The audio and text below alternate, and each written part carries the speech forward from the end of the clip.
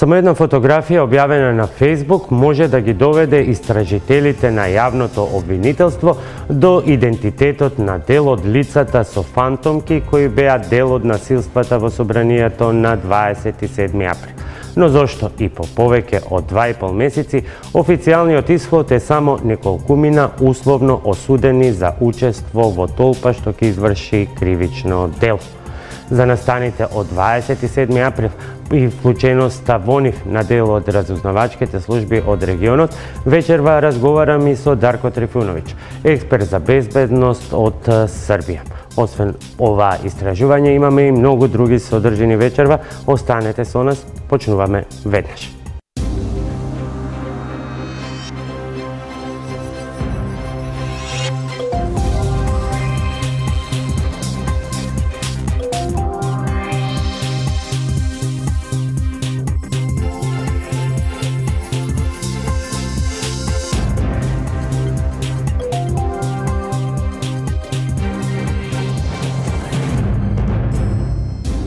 Добро вечер, јас сум Боби Христов. Вечерва во топ тема со ново истражување.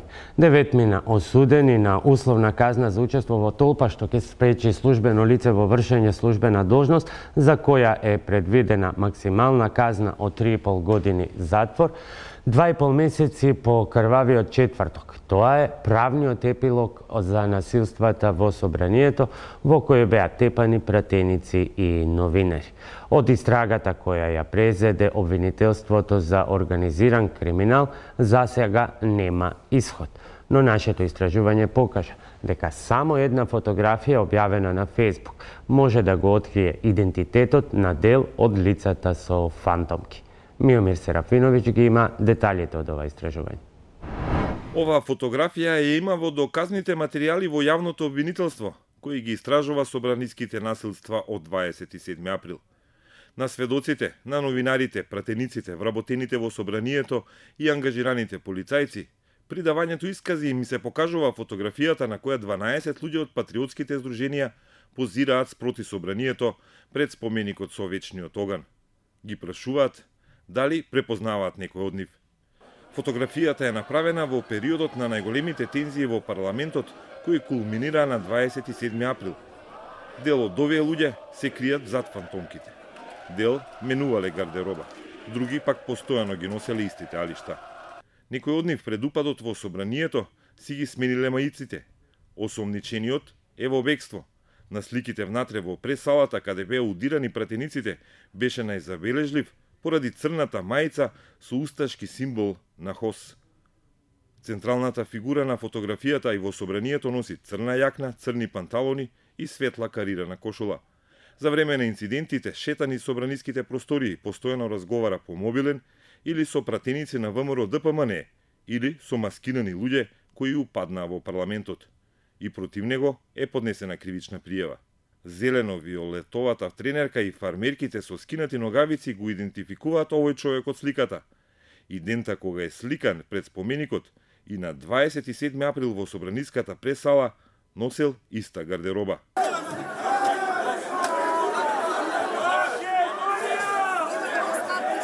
Зете на вработен инспектор во 6-та управа кој порано го штитеше Сашо Мијалков.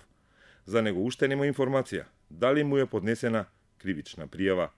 Останатите од фотографијата засега минуваат безбедно покрај истрагата. Безбедно како што насилниците маскирани со фантомки минуваа покрај полицајците. Но дали некој од фотографијата е меѓу маскираните? Иако во различна гардероба постојат очигледни докази кои може да предизвикаат индиции дека некој немаскиран од фотографијата е маскиран во собраниските инциденти. Поискусен истражител или обвинител би требало да го забележи тоа многу бргу. Така, например, третиот од десно на фотографијата има бела мајца. И овој маскиран има бела мајца, но во различен дизајн. Но други детали, најмалку 3, посочуваат можно совпаѓање на идентитетот. Торбичката која носи преку рамо е иста боја и иста марка. Добро, марката е позната и често продавана. Но на левата рака и немаскираниот и фантомката имаат часовник. И третиот детал, црна плетенка бројаница околу зглобот на десната рака. Ја има и маскираниот кој ги строи полицајците и немаскираниот кој се слика пред споменикот. Досега од обвинителството не открива дали со овој човек разговарале и дали го осомничиле за некакво дело, за учеството во крвавиот четврток. Предметот истрагата сега е во рацете на обвинителството за организиран криминал и корупција.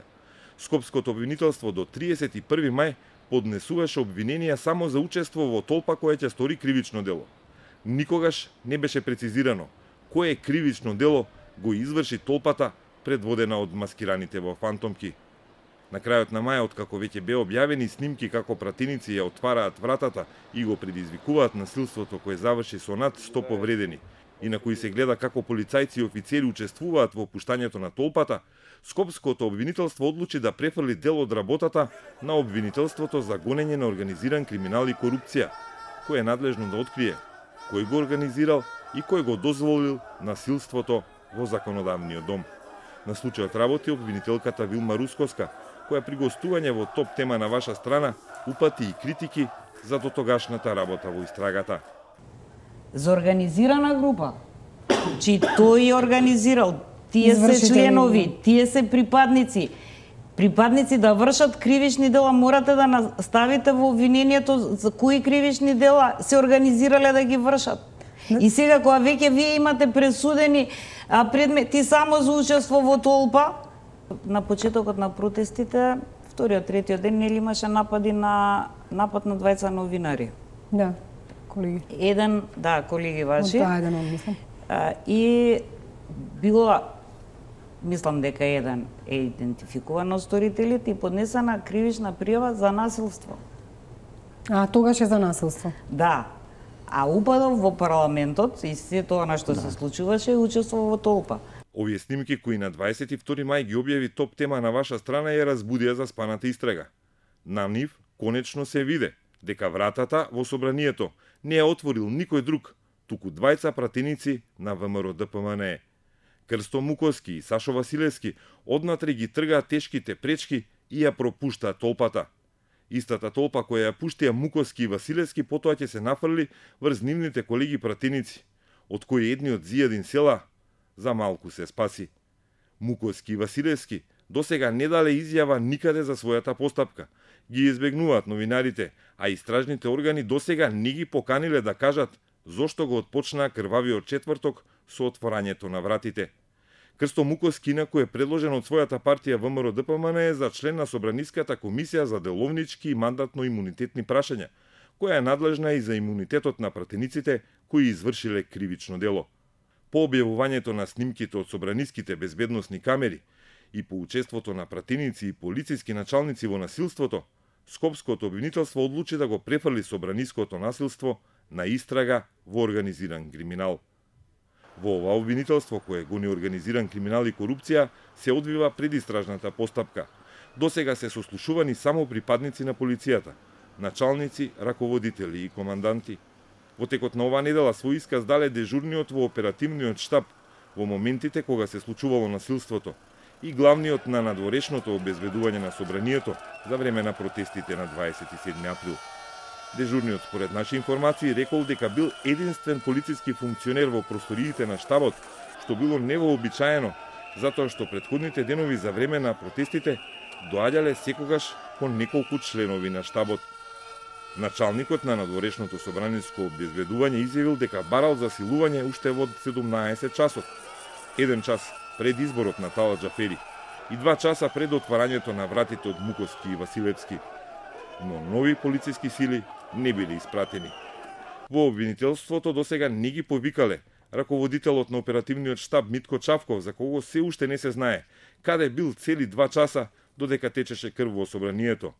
Не се повикани ниту пратениците кои ја отвараат вратата на парламентот или ги поздравуваат и насочуваат луѓето од протестите низ собраниските ходници.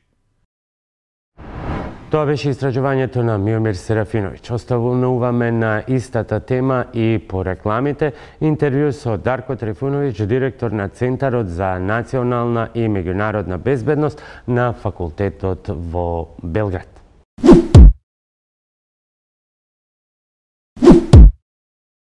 За македонските работи од Тукјагол. Така би можел да гласи работниот наслов на овој дел од топ тема. во кој мој гостин е професор доктор Дарко Трифуновиќ, директор на Центарот за национална и меѓународна безбедност на Факултетот за безбедност во Белград. Добро вечер и добре дојдовте во топ тема на ваша страна. Добро вечер вама и вашим гледалцima. Барајќи многу податоци за вашата биографија, од се што може да се најде, накратко до името пишува експерт за безбедност, но на што беше многу интересно за мене, од неколку извори, до вашето име покрај ова експерт за безбедност стои и теоретичар на заговорот. Како го коментирате овој дел од додавката, да не речам епитетот што ја следи вашата инаку богата стручна и професионална кариера? Па тај податак сте нашли на Википедiji, знате. Ја сад могу дозем то и да обришам. Ја то намерно нисам брисао, zato што имају и људи кои су јако злонамерни и када им се истина каже у лице, онда имају изврнуту свест. И ви не можете људима кои имају изврнута свест i koji su zadojeni raznim mržnjama, ideologijama, onim istim mržnjama i ideologijama koji su doveli do sukoba, vi ne možete da promenite njihovo mišljenje.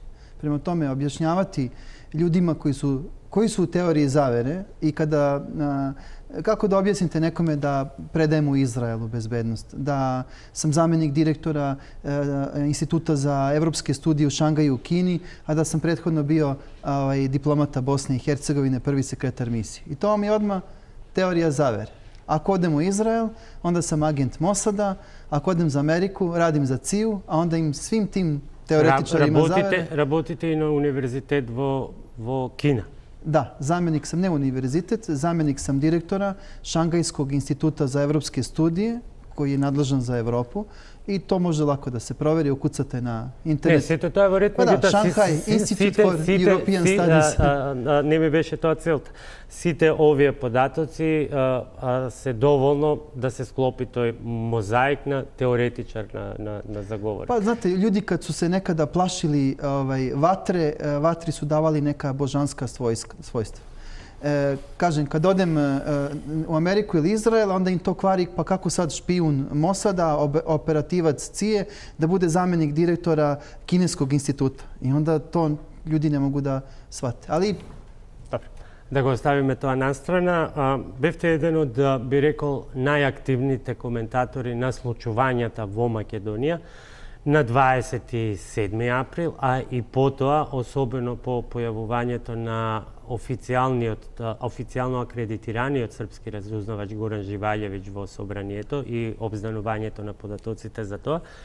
И во неколку ваши интервјуа ќе кажете дека Македонија е жртва на големи игри, надпревари или тегоби, како што велите вие во едно интервју.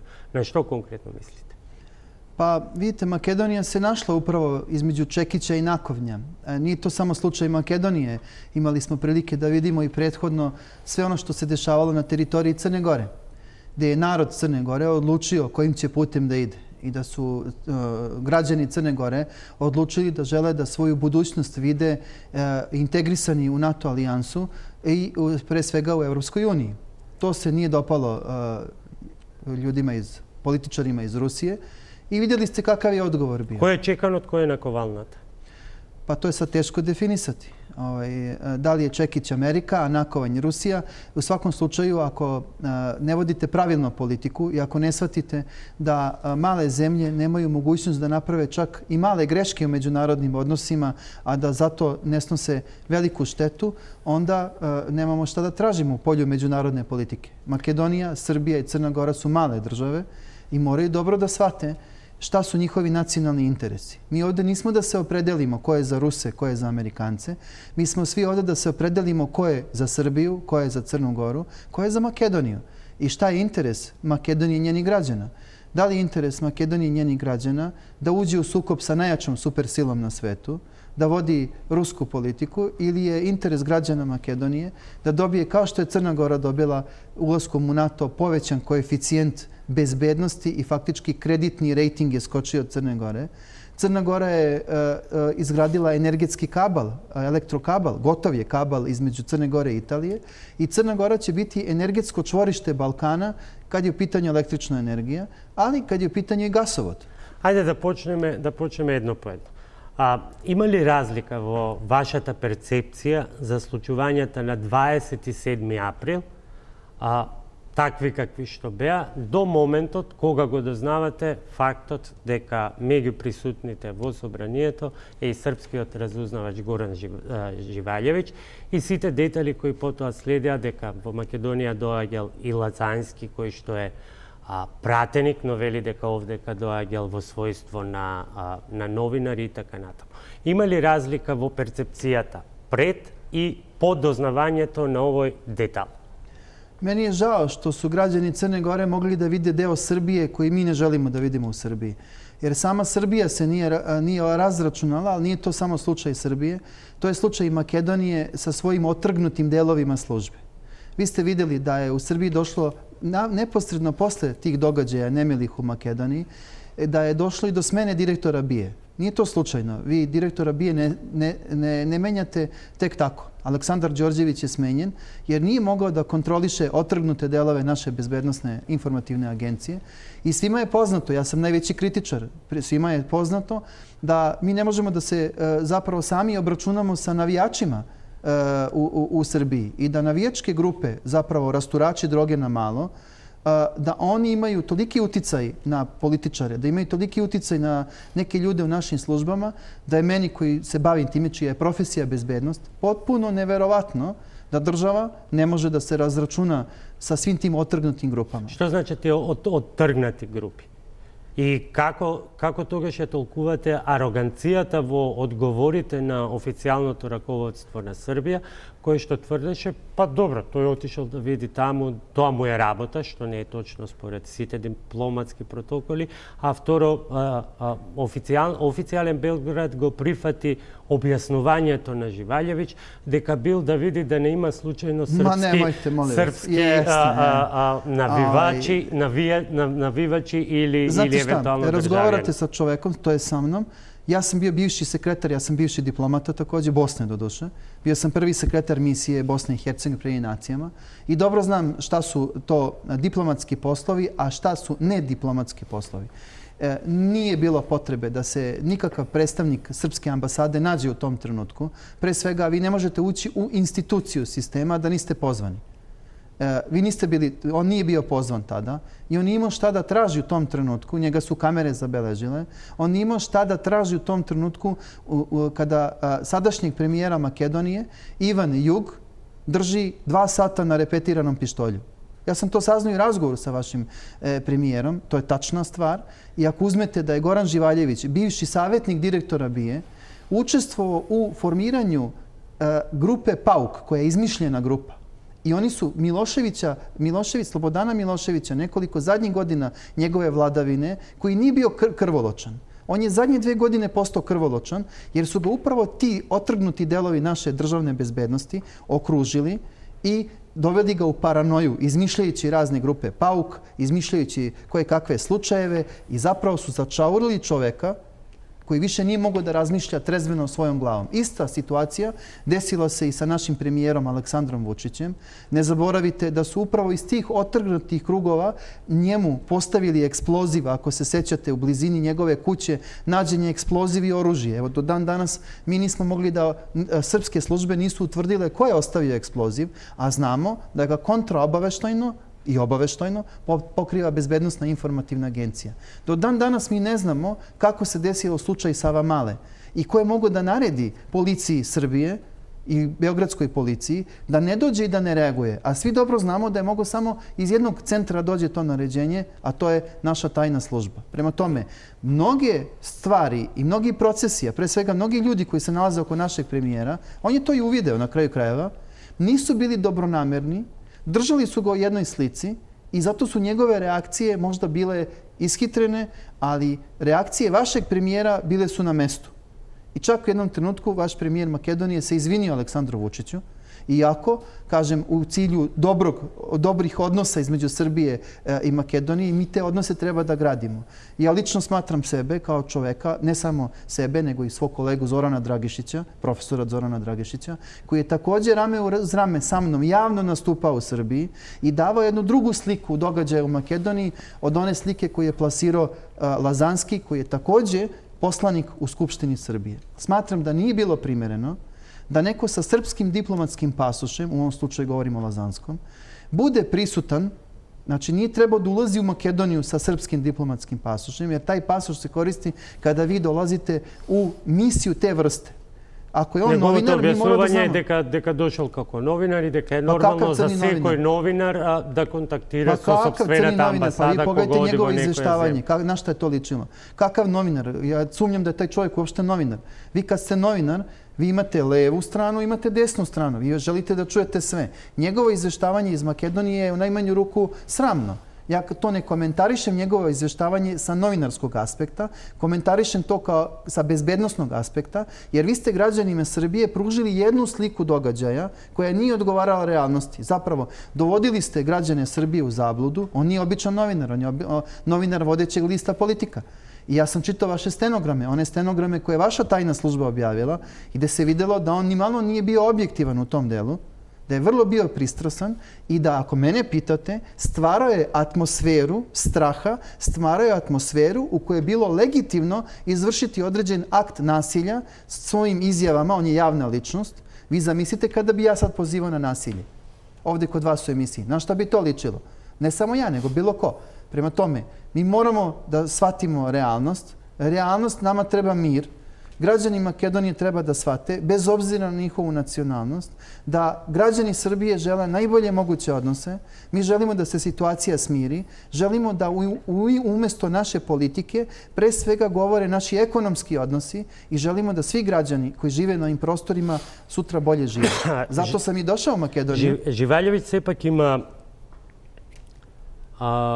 импресивна разузнавачка биографија и читајќи ја за наивните кои ги немаат сите податоци како вие како експерт, читајќи ја таа биографија, тешко може да се смести во оној дел кој што вие го нарековте отпад од разузнавачките служби. Niste u pravu. Ja moram da vam kažem da sam jedan deo svog života obavljao najviše pozicije u Saveznoj Republici Jugoslaviji. Bio sam specijalni savjetnik Saveznog ministra informisanja Gorana Matića i u tom trenutku formirano je odelenje služba na službama koja je trebala da prati druge službe. Ja vam odgovorno tvrdim da on predstavlja taj otrgnuti deo, jednu frakciju, pa imate vi to i Makedoniji, to postoji u Hrvatskoj, to postoji u Bosni. Predstavlja jednu frakciju koja je više zastupala interese jedne supersile, a ne Srbije. I zbog toga, najverovatnije, ja ne znam da li je on već povučen ili nije, ali sigurno će biti povučen s te funkcije. Neće moći više da obavlja tu funkciju sigurno ovdje u Makedoniji. I da imali ste prilike da vidite i grupu srpskih građana koji su izmanipulisani od strane Rusije i koji su poslani u Crnu Goru da na teritoriji Crne Gore izvedu teroristički napad. Тука доаѓаме до она теорија и сега дозволете да се доискажем, иако таа теорија е подкрепена со многу факти и судска постапка, многумина прават паралела меѓу тоа што се случи во Црна Гора пред изборите и ситуацијата во Македонија. Не pričamo o teoriji, pričamo o sudskom postupku koji je u toku, gde je potvrđena optužnica jedne suverene države, u slučaju Crne Gore, gde su izdati nalozi Interpolu za privođenje dvojice ruskih državljana, dva visoka ruska oficira bezbednosti, gde je obavljen razgovor sa svedocima i gde su nađeni materijalni dokazi. Imate svedočenje Velimirovića koji je za 20.000 evra trebao da kupi 50 kalašnjikova i koji je obavestio nadležne institucije Crne Gore. Prema tome, što se tiče Crne Gore, ono koliko sam ja upoznat, taj slučaj je okončan. Optužnica je potvrđena i ako će to neko da nazove teorijom zavere, vidjet ćete kako će sudski da prođu oni koji su učesnici tog događaja. Prema tome, jesu radili za interes druge države, u ovom slučaju Rusije, I to nije prvi put da se građani Balkana koriste kao koriste u interesima velikih. Nemojte da imate nikakvu pogrešnu predstavu. Не станува збор за погрешна представа. Станува збор зошто се прави таа паралела меѓу случувањата во Црна Гора и случувањата во Скопје. Moram da vam napravim jednu paralelu. Nekom će se to dopasti, nekom ne, ali moj posao nije da se nekom dopadnem. I Amerika je koristila građane Srbije, govorim u ime, znači, ne mogu da govorim u ime Srbije, ja nisam nikakva vlast u Srbiji, ali Amerika je iz Srbije organizovala arapsko proleće.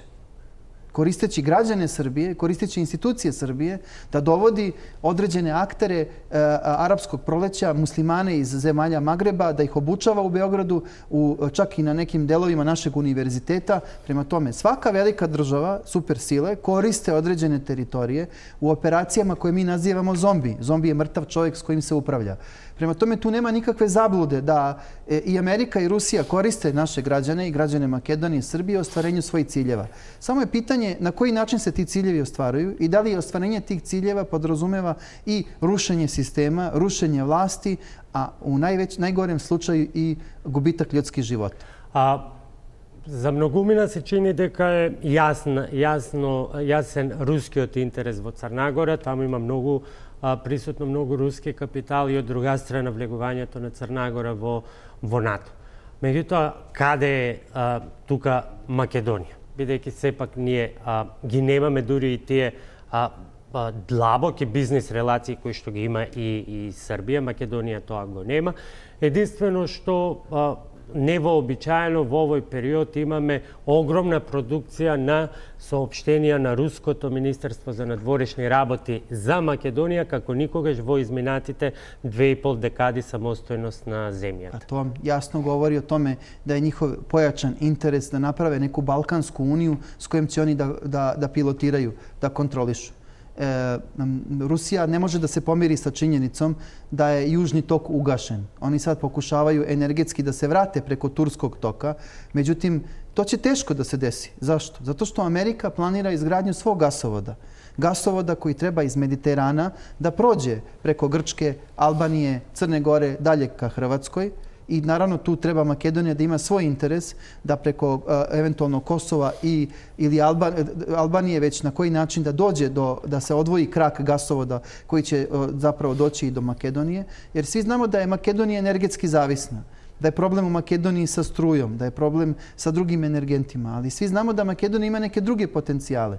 Tako da na toj ruti gasovoda koju sam sad opisao dolazi do sudaranja dve supersile, s time što na ovim prostorima Amerika ima znatno jači uticaj, znatno jače pozicije i voditi u ovom trenutku rusku politiku na ovim prostorima znači biti direktno suprotstavljen američkoj politici i američkim spoljnim interesima. A mi smo svi videli... Меѓутоа, во Србија немаше некои барем видливи последици од таа политика, која што може би најпластично се отсликува со изјавата на вашиот поранешен председател дека неговата татковина е Србија, мајка му е Русија. И сега ги имаме изјавите на Вучич исто така дека не постои алтернатива за европскиот пат, но ниту таа алтернатива никогаш нема да ги загрози традиционалните братски односи Москва-Белград. Znate kako, većina mojih sunarodnika, građana Srbije, opravdano upire prst u NATO agresiju, NATO bombardovanje, koje je potpuno nezakonito bilo. Međutim, niko nema u Srbiji samo kritično mišljenje i ne pita se kako smo mi to došli pod NATO bombe. Niko ne želi da postavi pitanje odakle Hrvatskoj ruski S-300 93. i 4. godine. Niko ne želi da postavi pitanje da su tadašnje vlasti srpske, uključujući Miloševića, njegovu ženu Miru Marković, Veljka Kadijevića i mnoge druge, vodili rusku politiku i svi su završili u Moskvi. I da smo, vodeći rusku politiku na Balkanu, prošli kako smo prošli. A prošli smo, svi znaju kako smo prošli. Da je Vojislav Koštunica također vodio rusku politiku i da je zbog te politike priznato Kosovo. 2008. godine, kada je Srbija u januaru mesecu svoju naftnu industriju predala ruskoj strani, i evo sad je policija naša završila istragu, ali u Srbiji zbog te rusopatofilije niko ne sme da pomene tu priču da je ruskoj strani predata energetska sila Balkana, naftna industrija Srbije, koja vredi 15 milijardi evra, predata je za 340 ili 400 miliona. I onda u tom kontekstu... Токму затоа ве праша. Вие имате историја на односи. Каква историја? Бизнис.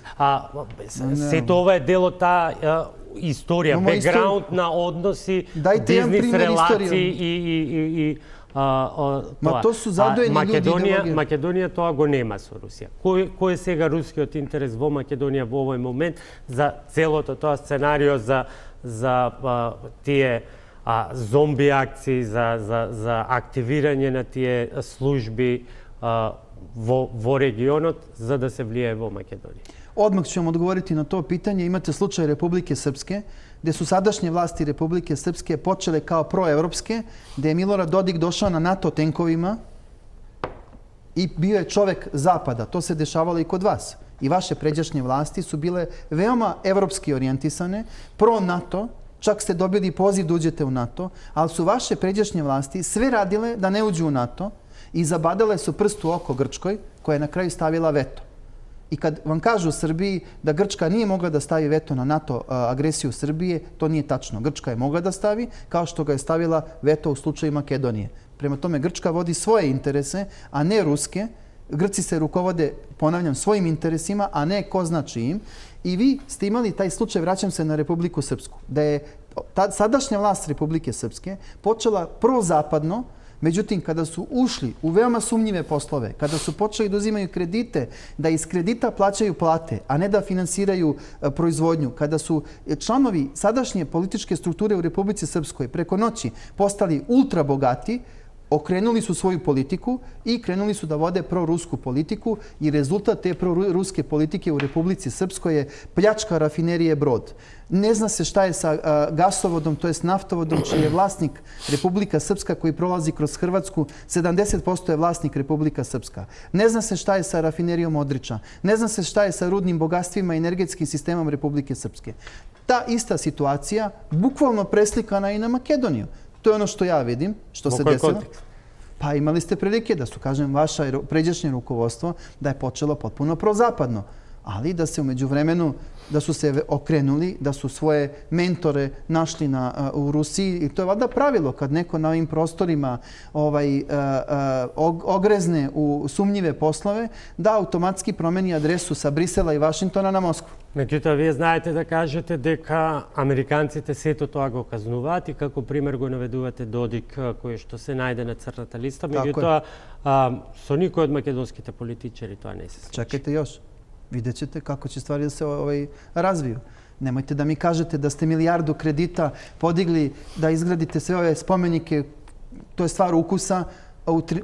U doba najveće finansijske krize vi ste uzeli milijardu kredita, umjesto da ste ulagali u privredu, vi ste pravili spomenike, a narod ostao gladan.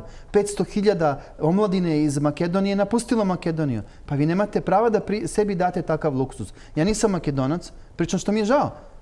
Ali ta ista situacija u Republici Srpskoj, za koju me jako, ja sam i građanin Bosne, i građanin sam Srbije, imam dvojno državljanstvo i tekako me duša boli, kao što me boli duša i za vas. Žao mi je da vidim da mladi ljudi svojih prostora odlaze, da neodgovorni političari dižu tolike enormne kredite, da ti krediti ko zna gde završavaju, jer vi kad podignete milijardu, ona mora biti vidljiva.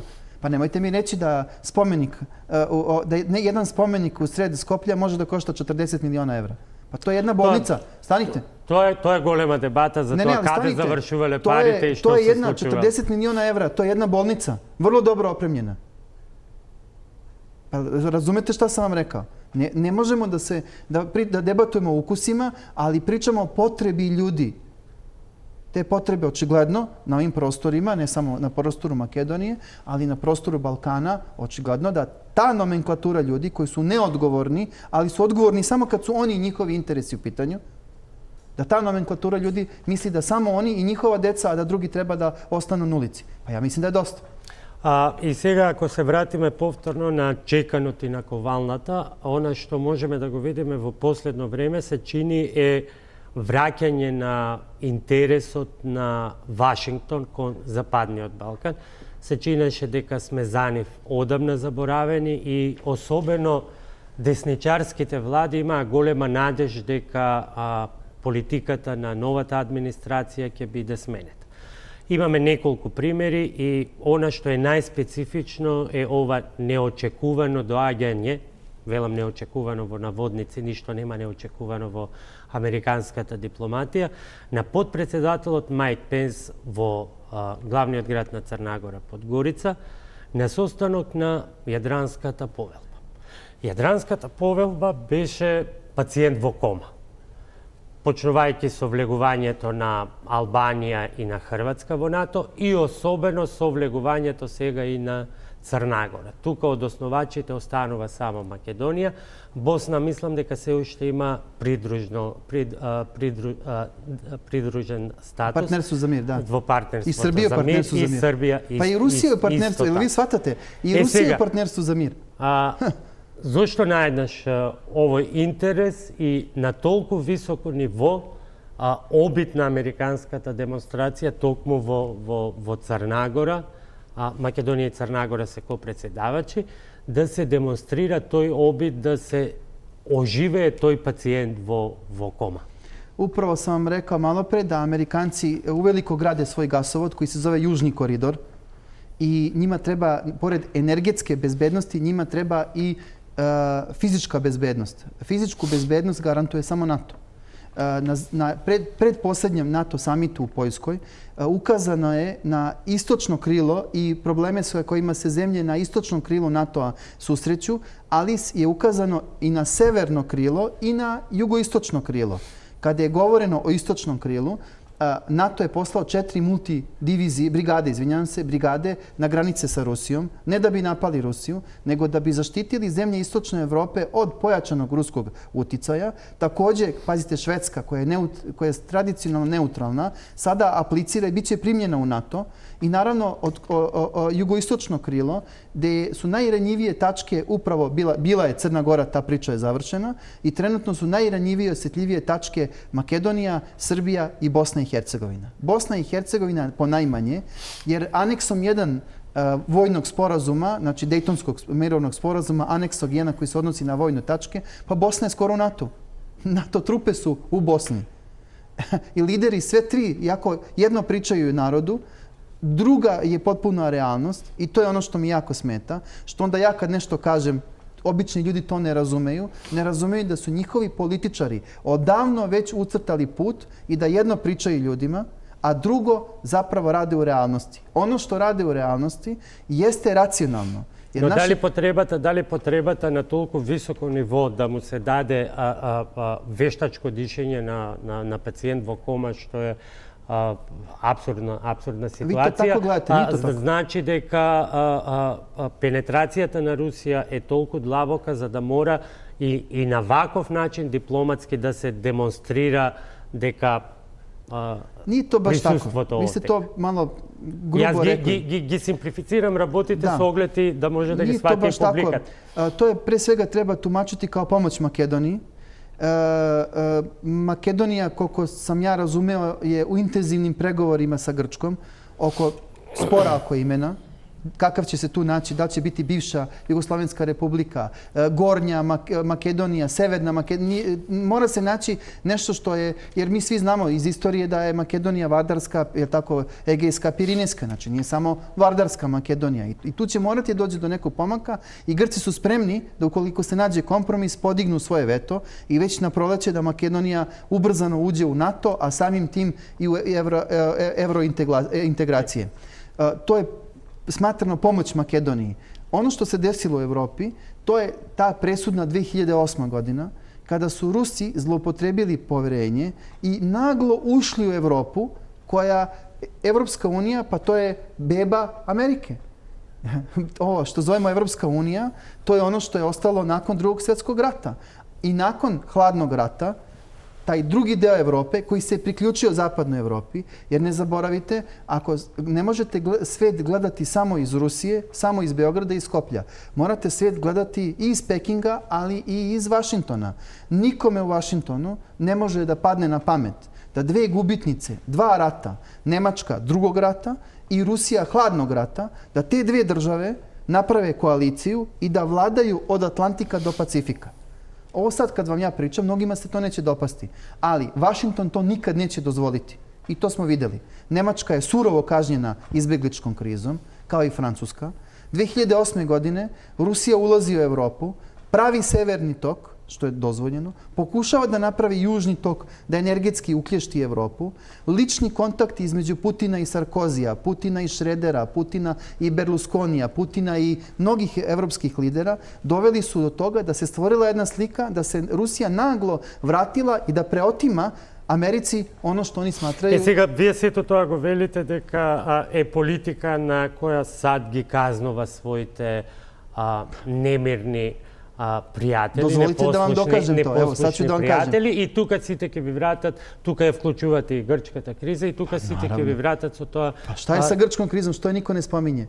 4 владе су им срушили од 2008. Америка им, то nije tajna.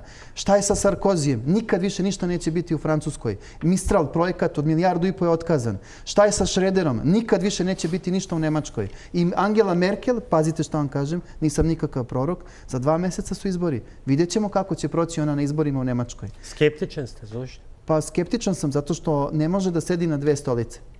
Nemačka, svi se vi sećate na ovim prostorima da su bile dve Nemačke. Jedna zapadna, koja je radila sa Amerikom, i jedna koja nije imala šta da jede. Imaju dve Koreje. Jedna koja nema šta da jede i ona južna, koja je veoma razvijena. Prema tome, Nemačka je zaboravila ko je nju napravio posle Drugog svjetskog rata. Angela Merkel je zaboravila ko su vlasnici, a ne direktori. Nemci su direktori nemačkih kompanija, ali su vlasnici neki drugi ljudi, oni Maršalovim planom koji je nastao iza Drugog svjetskog rata. Kapital je američki kapital. Dok oni budu radili, dok oni budu sarađivali sa Amerikom, vidjeli smo šta je to falilo Nemačkoj. Jer Nemačka u ropskom odnosu, jer Nemačka izgubila svoju kulturu, jer Nemačka podređena sila. Ona je u saradnji sa Amerikom, kao i Kina. Pogledajte, kinesko-američki odnosi su takvi da dnevno 1,5 milijardu evra oni dnevno razmenjuju. U Kini nemate rusku žvaku. U Kini je sve zapadno i američko. Kineski gradovi liče svi na New York i Chicago. Pogledajte, Urumči, Kašgar, Šanghaj, Guangzhou, Peking, šta god, gdje god pogledate, tu nemate rusku žvaku i naši ljudi imaju potpuno pogrešnu percepciju. Drugim rečima, ako radite sa visoko razvijenim zemljama, vi u toj interakciji možete nešto i da dobijete. Ako radite sa siromašnim zemljama, gdje svaki 10. građanin na rubu egzistencije, gdje ne možete da se zaposlite, a to su uglavnom sile koje dolaze, mislim na Rusiju, pa i ovi ljudi što pominju BRICS. Pa da nema Kine, BRICS bi bili, to su siromašne zemlje. To nisu neke visoko razvijene zemlje od Rusije, Brazila, Indije. Indija je najveća demokratija, ali oni su siromašni. Oni nemaju ekonomsku moć. Prema tome, jasno je kao dan da ukoliko dođe do tog sukoba interesa, a došlo je već do sukoba interesa, da je centar gravitacije američke spoljne politike premešten na istok, da je jedna od najvažnijih zemalja za američku spoljnu politiku Poljska, gdje će i biti energetsko čvorište za gas, jer će se američki gas izvoziti u Poljsku. Kao što je jedna od najvažnijih zemalja jugoistoka Evrope za Ameriku Crna Gora, preko koje ide energetski kabal, ponavljam, koji je izgrađen, gotov je kabal između Crne Gore i Italije, jer Italija i druge zemlje Zapadne Evrope moraju da uvoze... Kada je тука Македонија и Балканот, генерално да ја скратиме целата приказна, и до кога ќе биде меѓу чеканото и наковалната, односно во таа зона на конфликт меѓу Америка и Русија, нешто што го кажа и поранешниот државен секретар. Ja mislim da je to gotovo.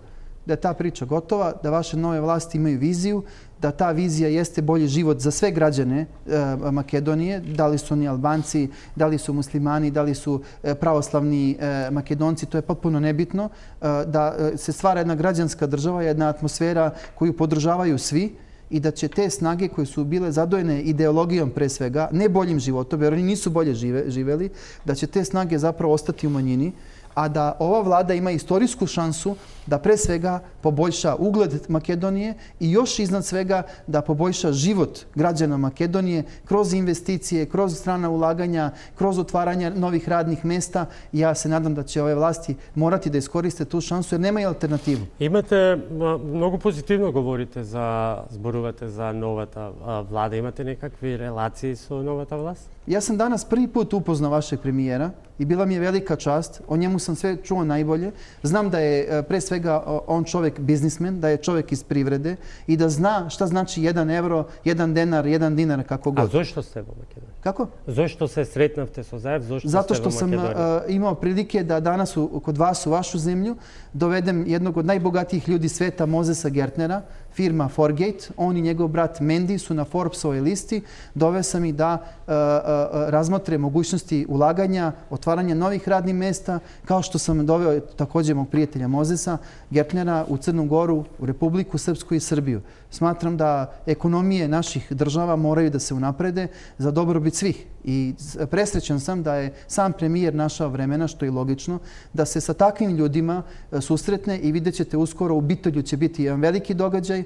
Očekujem i visoke zvanice iz Izraela, pošto je Mozes Jevrin britanskog porekla, jer je Forgate britanska firma, da će se ti odnosi između Makedonije, Izraela, Makedonije, Britanije, Makedonije i svih drugih zemalja u okruženju i tako dalje unapređivati, a da će kroz unapređenje tih odnosa i ekonomija zaživeti. Сега овие последни факти го ризикуваат цел разговор што го правевме на почетокот и околу улогата на Живалјевиќ и улогата на безбедносните структури и така натаму и со она симплифицирана слика на работите на кои што се гледа во Македонија, сите можат да ризикувате и јас дури ризикувам дека имав за гостин практично лобист на СДСМ. Pa kako to možda kažete kad je Mozes bio u Srbiji, je li tako?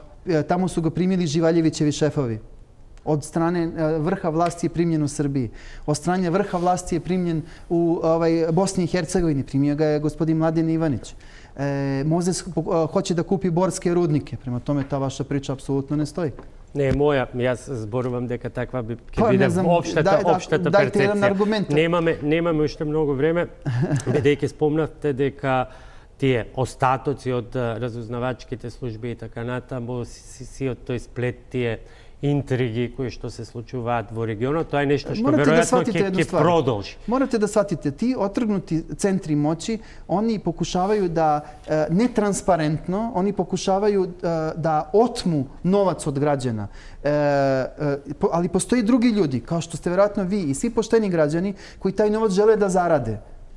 Ta iskrenost i želja da se zaradi, samo na takav način vi možete da imate prosperitet. Sve drugo, ti otrgnuti centri i svi ti ljudi koji žele netransparentno, ugrožavajući ljudska prava, tajno prisluškujući druge, znači to se radi o nepoštenim poslovima. Vi ako ste iskreni, nemate problem da nekoga, zašto bi vi nekog prisluškivali nego da ga ucenjujete? Zašto bi vi prekoračili granicu zakona? Prema tome, mi moramo da delimo iste vrednosti. A iste vrijednosti mogu da nas dovedu samo do boljeg sutra, ako ste me razumeli. Prema tome nema razloga ni za kakve teorije zavere, ima razloga za dosta transparentnosti, ima razloga da se ovaj deo sveta pretvori u jednu oazu pre svega mira sa jedne strane, gde će se ljudi gledati po tome šta su privredili i koliko vrede u smislu nauke, koliko vrede u smislu toga da mogu da privrede, a ne u smislu da li su pripadnici neke tajne službe, pa što bi se vi i ja plašili nekoga koji je tajna služba? Evo vi i ja. U čemu je razlog? Pa oni se plaše nas, vas, javnosti i mene što znam šta oni rade.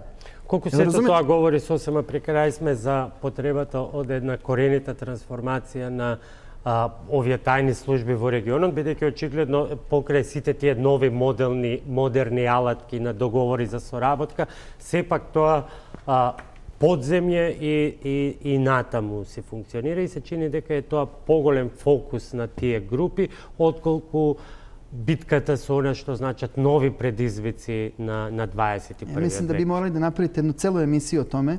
Сепак ќе morate за сосема кратко. Nauka ima odgovor na to. Nauka može da pomogne u ovom slučaju. Ja radim na Fakultetu bezbednosti, tu su i moje kolege i koleginice sa vašeg Fakulteta bezbednosti. U ekstremnim situacijama vi morate da primenite ekstremne mere. Tajne službe moraju da se pročiste i postoji mehanizam za to kako se to radi. Tajne službe ili naše službe bezbednosti moraju da budu u funkciji države i građana. Oni moraju da štite biznismene koji dolaze, ne da ih reketiraju.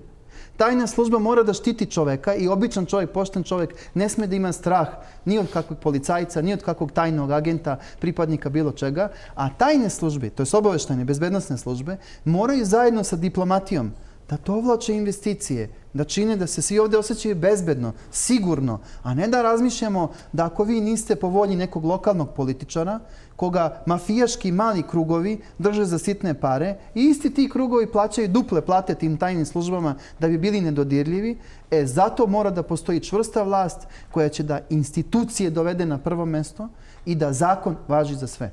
Jer ako zakon ne važi za sve, onda mi nismo slobodni. Македонија беше присутна во српското предизборие со изјавите на Вучич. Не би сакале да се случи македонско сценарио. Србија беше присутна во Македонија, во македонското предизборие со своите разузнавачки служби.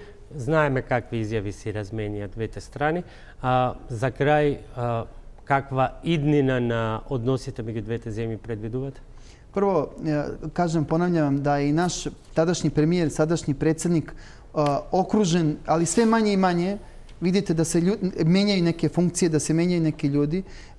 Bio je okružen ljudima koji su bili u službama, koji nisu bili dobronamerni. Kakav crni makedonski scenario? Pa to je bila bili su izbori u Makedoniji. Jel se toga neko plaši? Izbora u Makedoniji? Mislim da ne.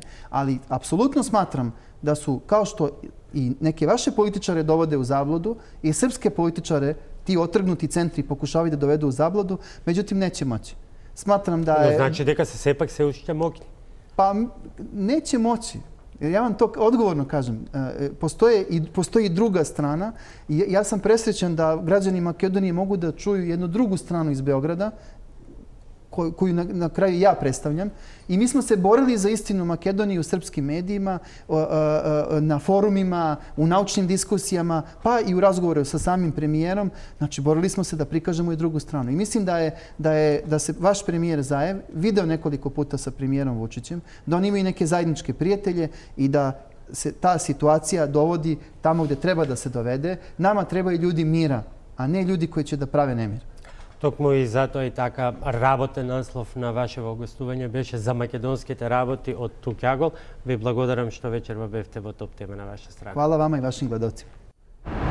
Тоа беше интервјуто со Дарко Трифуновиќ, со кого разговарав деновиве за време на неговата посета на Скопје, па затоа отсуствува и анализата на последните изјави на официјален Белград, односно на министерот за надворешни работи Ивица Дачик и уште повеќе изјавата на српскиот претседател Александар Вучич, кои објавија промена во курсот во надворешната политика на Србија кон Македонија, отворено застанувајќи зад позициите на официјална Атина, кога станува збор за прашањето со името.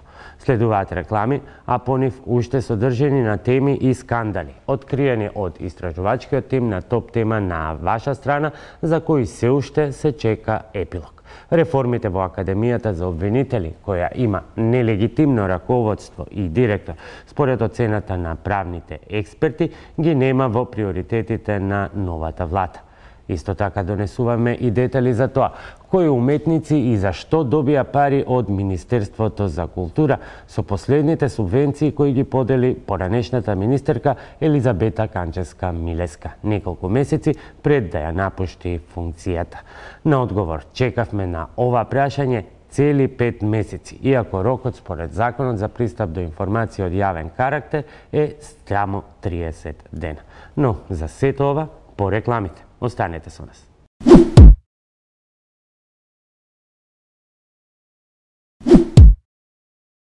Академијата за судии и обвинители ја нема во приоритетната агенда на новата влада, иако истражувањето на топ тема на ваша страна Откри, а тоа не беше негирано нити од највисоките судски инстанци, дека со години функционира спротивно на законот, со управен одбор и директор со истечен мандат. Уште еден скандал, поврзан индиректно со Академијата, чека разрешница, и тоа веќе 10 месеци, а се однесува на несудените идни јавни обвинители кои на конкурсот на Академијата се пријавиле со лажни сертификати за англиски јазик. Освен една условна пресуда, истрагата за фалсификаторите, кои се стручни соработници во обвинителствата и судовите, тапка во место цели 9 месеци. Планот на владата, наречен 369, предвидува низа реформи за независно и ефикасно правосудство, наместо правда под партиска директива.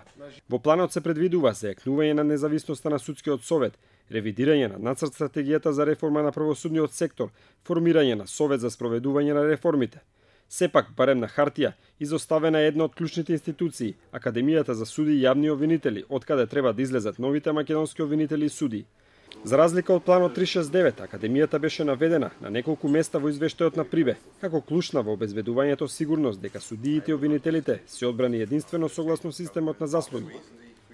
Токму за оваа институција во изминатите неколку месеци, екипата на Топ тема на ваша страна откри низа скандали кои сериозно го доведе во прашање системот на едукација и обука на новите кадри, кои треба да го спроведуваат законот во земјава. Првиот скандалозен факт е дека директорката на Академијата, како и управниот одбор на оваа институција, се стои истечен мандат, и тоа веќе 3 години. За да биде избран нов управен одбор кој потоа треба да избере директор, потребно е кандидатите да ги исполнуваат условите предвидени со законот за Академија. А нашата истрага откри поразителен факт дека нема доволен број на судии што ги исполнуваат условите.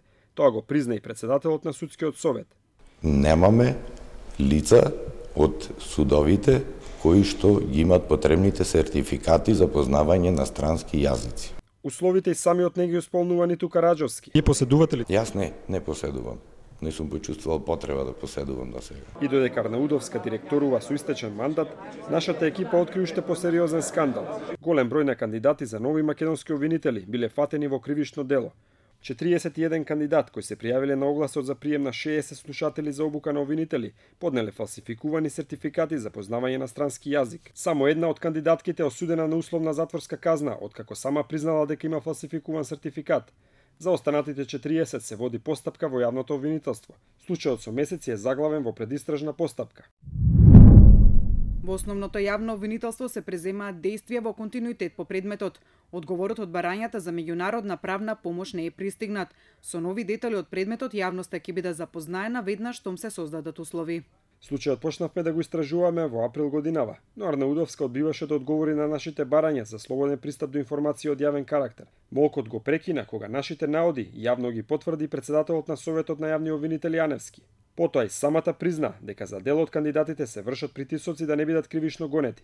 Јас се надевам и ве уверувам дека таа постапка ќе заврши и покрај тоа што имам сознанија дека се вршат големи притисоци. Значи, притисоци од кого? Врз обвинителството да не ги води тие предистражни постапки. За сега никој не нуди излез дали ќе се чека во недоглед на истражната постапка или огласот ќе биде укинат со оглед дека во земјата има сериозен недостиг на обвинители. Во 27 обвинителства работат 201 обвинител, а за нивно нормално функционирање потребни се 263. Тоа значи дека во секој обвинителство има недостиг од најмалку 20 обвинители или вкупно над 60. Но ни последниот оглас за прием на кандидати за обука на суди не помина без контроверзи. Дел од кандидатите сведочеа дека имало местенки и дека ни системот на жалби кој имал 3 степени, кандидатите блиски до познати семејства во правосудството добивале многу повеќе поени отколку што реално освоиле. Токму за овој оглас имаше и десетина тужби пред управните судови. Цело време се зборуваше дека одредени кандидати мора да влезат и ќе влезат, а така и испадна на крајот. Најспорно од се тоа што се полага писмено и на него има 3 нивоа на жалби. На устното, кој што носи максимум 2 бода, кандидатот нема право на жалба. Тука се даваат поени од ракав и во децимали дури. Сметате дека имало местенки за некои лица да влезат? Па јас сметам дека да. За некои лица апсолутно имало местенки. Она што зачудува е молкот на институциите за серијата скандали во Академијата.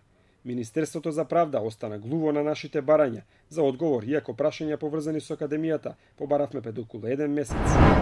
5 месеци траеше голготата на истражувањето на топ тема на ваша страна да дознае кои уметници што Министерството за култура ги финансира со годишната програма за поддршка на проекти од национален интерес добиле колку пари. Министерството, кое вообичаено ги објавува само имињата, се оглуши и на обврските од Законот за пристап до информации од јавен карактер. Канчевска Милеска не ја испочитува ниту наредбата на Комисијата за заштита на правото за слободен пристап до информации од јавен карактер да ни ги даде буџетите. Одговорите ги добивме дури деновиве, а тие откриваат интересни податоци. Од пари доделени на познати и признати и уметници, но и естрадни личности блиски до владеачката ВМРО ДПМН. Нина Стефанова работеше на оваа тема.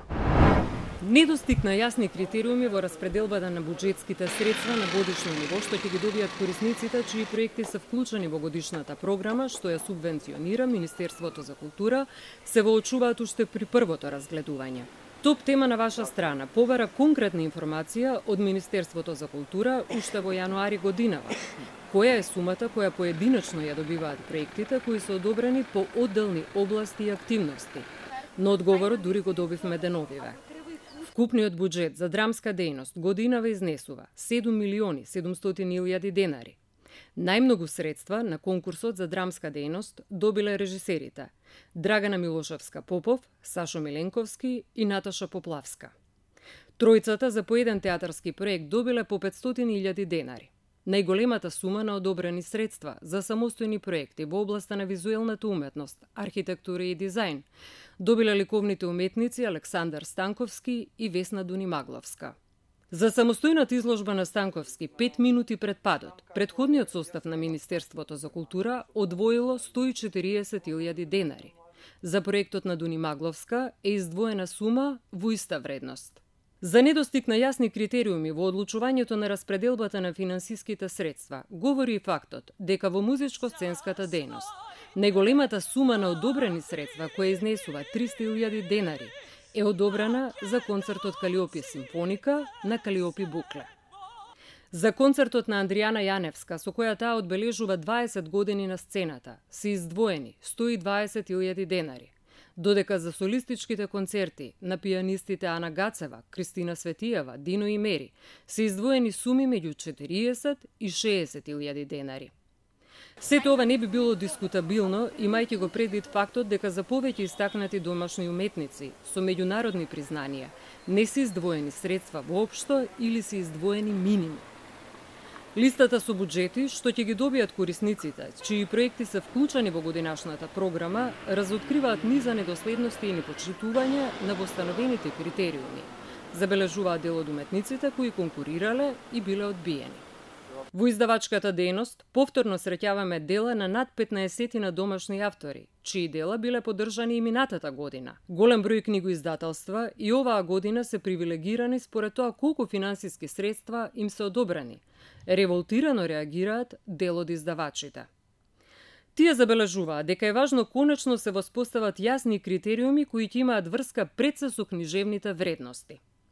Во таа насока беше и реакцијата на македонските писатели, кои се огласија со проглас за заштитата на достоинството на македонскиот писател и на македонската книжевност.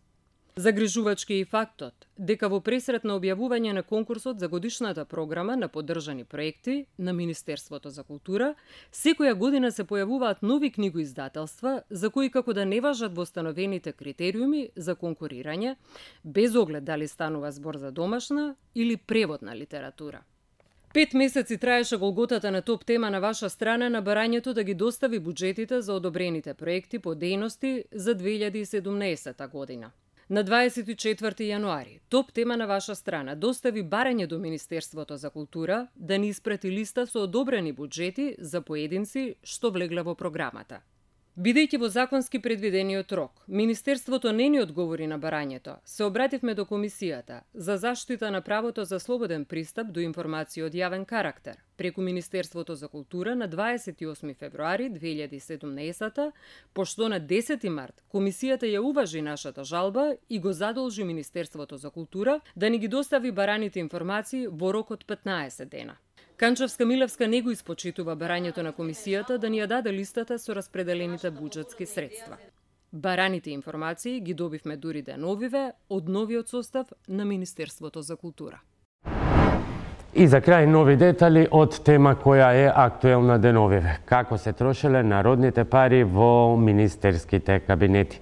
Огнен Чанчаревиќ има нови детали. Премиерот, министрите и останатите високи функционери во државниот апарат ќе имаат на располагање 500 евра месечно за така наречените репрезентативни трошоци и дополнителни 500 ако се на службен пат во странство.